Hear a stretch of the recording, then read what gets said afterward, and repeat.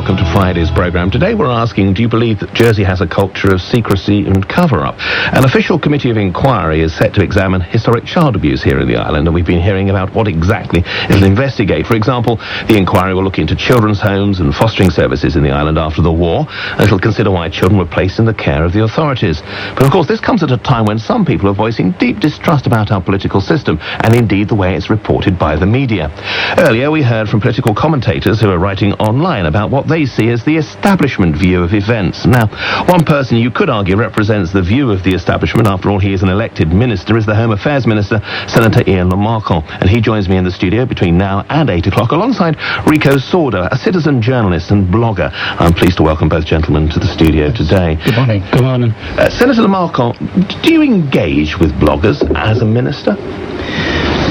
I do sometimes, and sometimes I don't. I'm afraid I haven't been engaging with Rico for a long time, because I have a rule that if people write to me in an aggressive or threatening way, they generally don't get a response at all. If they write to me politely and reasonably, they will generally get a response. I think I have to publish the emails again then, because that's an easy way out. What I ask is straightforward questions. You know, all I've ever looked for is truth, honesty and integrity, and that's why my work with focusing on Senator Lamarcke as Home Affairs Minister is really focused on the suspension of Graham Power, because I've always of the belief that if you found out exactly what happened to Graham Power with his multiple suspensions, we've got to remember he was suspended 3 times. I think it's a Guinness Book of Records we managed here in Jersey on Graham Power. But I thought, you know, if you find out the truth what happened to Graham Power, the suspended Chief of Police, then you will start unravelling. We'll talk about that in just a moment. But first, Senator, you've joined us this morning because we're asking the question whether we believe Jersey has a culture of secrecy and cover-up. Do you subscribe to that concept?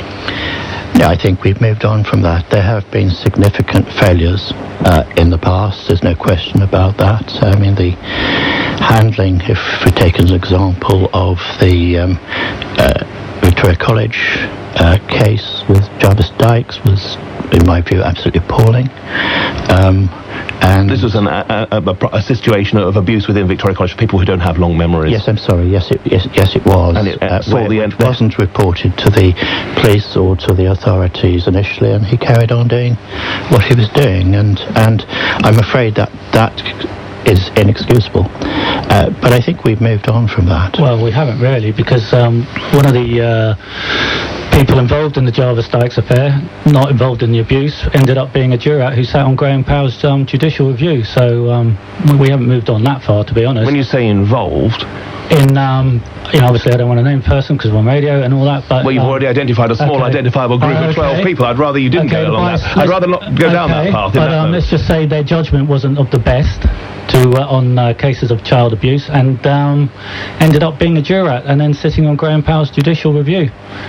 You know, those, you know, conflicts of interest. You know, I could talk a long time about Graham Power's judicial review, and if I just say quickly, but by looking at that, I do believe, and I don't know if the Senator agree with me, but I believe the whole jurat system now needs seriously looking at. All right, conflicts of interest. I think the common theme we got from our earlier discussion with the former Senator Stuart Sivray and with Rico Sorda is that we don't have a judiciary that is fit for purpose.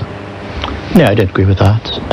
We've actually got very good jurats at the moment, and the jurats are very good normally at detecting when there is a potential conflict of interest. In addition to that, there's a piece of legislation that has been lodged recently which would enable, in cases in which, frankly, probably all 12 jurats should not sit in Jersey, us to bring in Guernsey jurats. In relation to judges, there's already the ability through the appointment of commissioners to bring in judges from outside. But it's not the jurats themselves. You know, I'm not saying that the jurats are bad people or anything like that. It's the actual system they work under. It's the system, not the people. But the people have to work under, the jurats have to work under a system. So part of you then, as a blogger, believes in the inherent goodness of people then, do you? I trust. That's all I'm about. Is the goodness in people. You know, I follow the evidence. You know, I've always just followed the evidence, and it scares me. That's when, you know, that's why I'm glad to see the senator sitting alongside me now, because obviously I want to get on to Graham Power and what happened to him.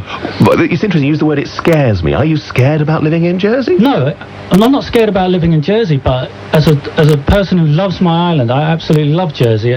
You know, what a beautiful, stunning place. But I want it to have the proper functioning rule of law. I want open and transparent government. You know, is that too much to ask? Well, many people might argue we already have that, the proper functioning of law and open and transparent government, Minister. Yes, and obviously there are matters that government can't share at any given time because of confidentiality, commercial confidentiality, or whatever. But certainly the current Council of Ministers is seeking to be as open as it can. We will talk about Graham Power, but I want to talk about this whole investigation into historic abuse, not Jersey's finest hour. The whole idea of historic abuse being perpetrated on our soil over a long period of time. No, absolutely not. I mean, it's absolutely awful, but to bring it into perspective, I'm afraid that it just reflects failures which happened pretty well everywhere at that time, a naivety on the part of the authorities as to the nature of paedophilia and things of that nature. So, yeah, I mean, we uncover decades long of child abuse, and the two police officers broke the veil of secrecy, because let's face it, up to 2008 we hadn't seen anything or heard anything about it. But they were investigating this for a year before it went public. Yeah, before it went public. And then what happens? The chief of police gets suspended, and basically the senior investigating officer, Lenny Harper, got denigrated. And why did it go undetected for so long? And then the two people who expose it get suspended and denigrated. Did it go undetected for so long, or was it a question that they took a while to put the necessary evidence in place to move forward with that investigation? These abuse survivors I've spoken to have all told me they went to the authorities, and they were assured that it would be dealt with, and nothing happened. Obviously, it predates your role as minister, but Senator Lamarcon, how do you feel about the time scale, and then the subsequent departure of Mr. Harper when he retired, and then Mr. Power after his suspension? Well, I think that one of the misunderstandings in relation to my view of things is in relation to the role of Mr. Harper and Mr. Power in starting the investigation. I've never said anything other than they were absolutely right to do that. We needed to have a major investigation. Indeed, since I've been minister, I ensured that the department had the resources to complete properly the investigation, indeed any further matters that come up. The problem was that as the Wiltshire report confirmed, there was very, very serious managerial and other failure. See, this is the myth, the Wiltshire report. The Wiltshire was a disciplinary investigation into the chief of police handling of Operation Rectangle. It was called Operation Haven, was the Wiltshire report.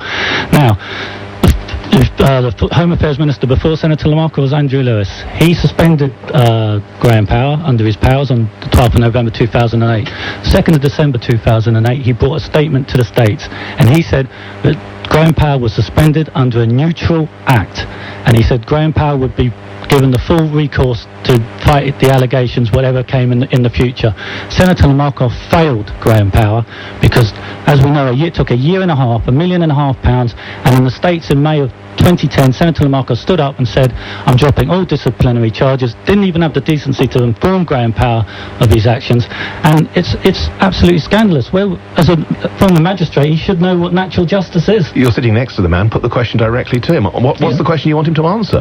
How did you fail so badly with the Wiltshire investigation? I'll just quickly say, because they did... Hey, give me a chance to answer that. I've got to say, in 2008, the investigation started. They missed two deadlines, as you well know. They missed two deadlines in April and May of 2009.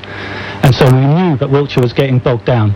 So instead of pushing them on, you actually suspended Graham Power again and got Wiltshire to investigate. What question, Rico, would you like to ask of the Minister? Why did you fail Graham Power so badly? I didn't fail Graham Power. The fact is that the work work done by Wiltshire took much longer than expected. They then delayed handing over all the documents that I needed in support of it because they were concerned as to whether we had a proper disciplinary process. By the time they'd handled all that over, Mr. Power had also brought forward the date for his retirement, and it was obvious to me that there wasn't going to be sufficient time to deal with what was a very, very complex A year and a half, Senator. A year and a half. Graham Power, it was the end of 2009, Graham Power announced his retirement. He had to give 6 months' notice. A year and a half suspended, and you can't bring any disciplinaries. You, as a corporate parent, as Home Affairs, are responsible. Frankly, at the end, he was evading me because he didn't want to come over to Jersey for me to make decisions in relation to which were appropriate disciplinary matters. When did you receive the files for Wiltshire? In November of 2009? No, I didn't. October, late October? I received the interim report, which became the final report in relation to Haven 1 in October. It was then, I think, in November, but I didn't get the documents until February, for the reason I said. Mr. Sauder, what are you trying to ask of the Minister? I'm not sure where we're going with this. I'm not, because we're going into the minutiae. I'm not sure where we're going. It's about, it's about natural justice, Matthew. Senator Lamarcus, the Home Affairs Minister, corporate parent, they suspended Graham Power. Now, they had a duty of care to the former Chief of Police. Now, they failed because they didn't bring any disciplinary actions. Now, it should have ended there. But what the Home Affairs Minister did... Let's be straightforward about this. Let's be straightforward about this. I had a duty to the public of Jersey to tell them... No, you didn't have a duty. Mr. Sauder, let's wait a moment. Mr. Sauder's now saying I don't have a duty to the public of Jersey to tell them the truth. I had a duty to the public of Jersey to tell them the truth as best as I could based upon the Wiltshire reports, which had gone into huge detail. There are huge double standards here on the part of Mr. Sauder and others. Huge double standards. When people say what they want to hear, they say wonderful. When people say what they don't want to hear, they cry foul. Simple as that. Absolutely ridiculous, that. I mean, surely you have a responsibility. How, as a former magistrate, you think that your Home Affairs can suspend someone, then drop all disciplinary action, and then prove them guilty via the media? I mean, surely that... I mean, it just doesn't stack up. I mean... Well, let's bring in Lenny Harper. Lenny Harper's listening this morning, and he has offered us a comment. He says, as a former police officer who led the 2008 investigation into historic abuse, perhaps you could put to the Home Affairs Minister why, if he believes there is no culture of secrecy, this follows on from the point that you're making, Mr. Sauder, that he has failed to provide an acknowledgement, never mind an answer to the question below about what he told the Jersey public was contained in a report from the Metropolitan Police. You may recall he claimed it contained damning and critical comments about Mr. Harper. The Met totally deny this. The position in relation to the Met interim report is this. That report was produced as part of a normal operational situation in relation to advice as to the state of the case. It contained in it issues which raised concerns about the manner in which the case had been conducted thus far. Mr. Walkup, who himself had huge concerns in relation to this, waited till he was the acting chief officer in Mr. Power's absence. He waited till he received that, and then once he saw that, believed it confirmed his view. He then wrote a letter in which he expressed his own view, but also quoted from that report. But the point is this: it was not a disciplinary report. It was actually a management report in relation to the management of the case. It did express major concerns in relation to the way it's been handled. The fundamental problem here was that the mishandling of the case had led to a situation that there was a very real danger that the very prosecutions that Mr. Harper wanted to see brought would be frustrated. There was a court case in which the defendants, a number of defendants, actually sought to create a situation in which the case couldn't go ahead at all because of abuse of process. Now, that was the primary concern of Mr. Walkup in relation to the issues, and that's why he and Mr. Gradwell held a press conference to make plain and correct the situations, and that is referred to in that particular judgment of the Royal Court, which is incredible. So let's go back to what Mr. Harper's saying. Were those words contained in the report or not? Which words? The words that he mentioned here. He said that the report you said that contained damning and critical comments about Mr. Harper. Well, I don't recall actually using those words. Mr. Harper's saying I've used those words. Whether I did or not, I don't know. But But what I am saying is that they did contain significant concerns in relation to the way in which the case had been conducted. When we get to the Wiltshire report, at the end of the day, those concerns raised by Mr. Walkup are fully justified. According to the Wiltshire report. Well, you're listening Fully justified. You're listening to BBC Radio Jersey. With me is Senator Ian Lamarchon and also Rico Sorda, a citizen journalist and blogger. Mr. Sorda, you asked to meet Senator Lamarchon here on BBC Radio Jersey. We've heard him speak. What's your view now, given that he has answered your question directly? It may not be the answer you want. I mean, the only way I can describe it, it's just mumbo-jumbo, because it doesn't stack up with the evidence. Even if we talk about the Met interim report, they're used for reviews, they're never used in suspensions, because police outside bodies bring them into further investigations and it's further learning. Now, David Walkup, a very senior police officer, must have known this, so when it was used in the suspension, why didn't he come out and say, look, guys, you can't use this? And also, I would say I was in court for the when Judge Pritchard was making those statements that Mr. Lamarchon refers to. I was in court for that, and it's a play on words. It's very, you have to listen to it. It was all maybe, could have, maybe, it might have. Isn't that the inevitability of any judgment? You know, would it stop prosecutions? Maybe it could have. Well, we're in the realms of all of us. We don't know what might have happened. Yeah, so we missed the real big picture. And when, you know, Senator Lamarchon talks about conclusions of Wiltshire, and that's what they are, conclusions, because they were never challenged. And yet he's saying that it's almost like it's the truth. Would you routinely challenge a report that has been carried out by such a disciplinary investigation? Well, yes, it is a disciplinary investigation, but because it was impossible in the timescale to complete the full disciplinary hearing, this was the best and most accurate information I had to put before the people of Jersey.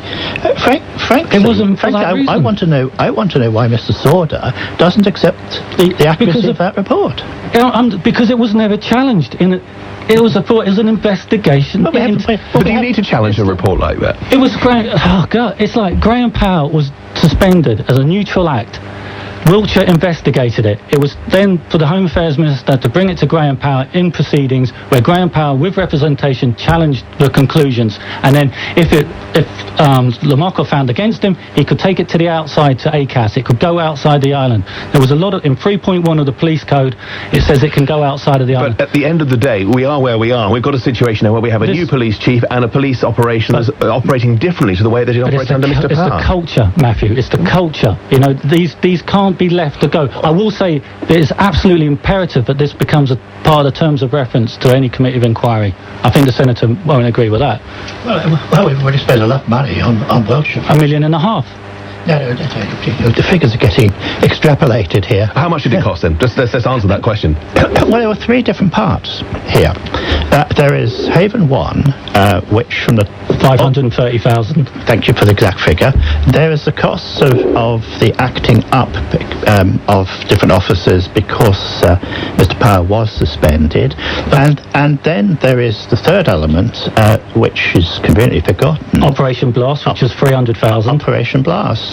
Which was the keeping by the police without political authorization of secret files, including criminal record checks, on every state's member. So with legal fees, that's a very serious matter. So with legal fees and the price of suspensions, we're at about £1.5 million. All right, let's hear from Deputy Roy Leharissier now. He is a deputy for St Saviour, and we asked him what he thought about claims that politicians or people in authority were actively involved in cover-ups here in Jersey. I don't think there are cover-ups so much as people work closely with each other. They've often been to school with each other. They go to the same church, and basically an informal sort of understanding develops between people, and they're probably not as hard on each other and as questioning of each other as they should be. And that's when, in a small R sense, the rot can set in.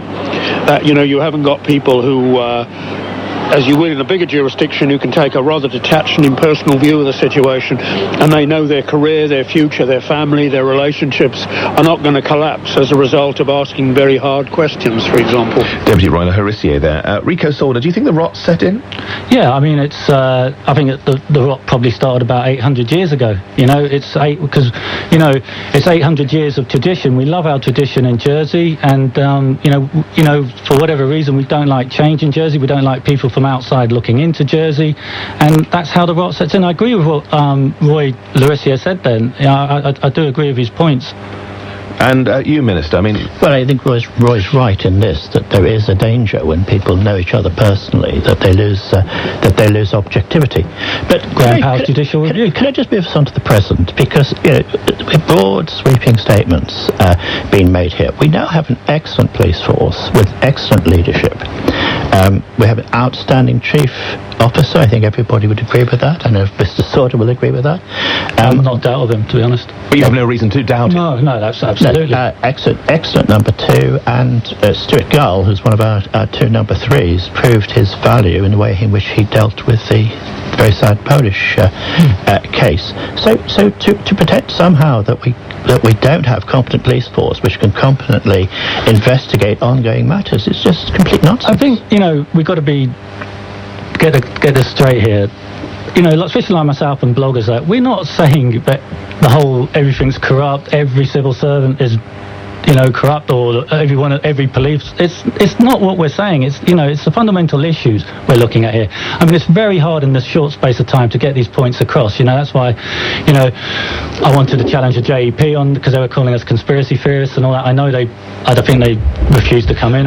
We did invite the JEP to join us, and our editor John Gripton will join us after 8 o'clock to talk about the issue of the media coverage. Because the role of the media in Jersey seriously needs looking at, especially after Leveson now in the UK. I mean, again, it's that culture of everything's too close in Jersey. It's too close. The Leveson inquiry, of course, is looking at media standards and integrity. Right. Yeah, which is basically falls right into Jersey's lap. I think Leveson would need a defibrillator if he came to Jersey and had a look at what's going on here. Would you concur with that? It's typical for the politicians to have a go at the media, isn't it? And now the bloggers have a go at the media as well. I have a go at the media from time to time. I mean, JP headlines are quite extraordinary on a regular basis. Yeah. But actually, this is not a bias issue. I'm afraid it's a competence issue. Our reporters are rushed in producing stuff. There's very little serious political analysis at any level, I'm afraid to say, and that's just how it is. And obviously we continue to work with. Even the media shouldn't be afraid of scrutiny, though. You can't get all defensive in that, because it's you've had Graham Powell's 62,000 word statement for a year and a half, and we haven't seen anything of that. Maybe Mr. Gripton will explain that later. But I know you're wanting to finish up now, but I would just like, on a personal level, to say I'd like to thank Senator Lamarco for coming in and talking like this, because it's not a personal issue between me and the Senator. I just look at the evidence and publish it, but it's not a personal issue I have with the Senator.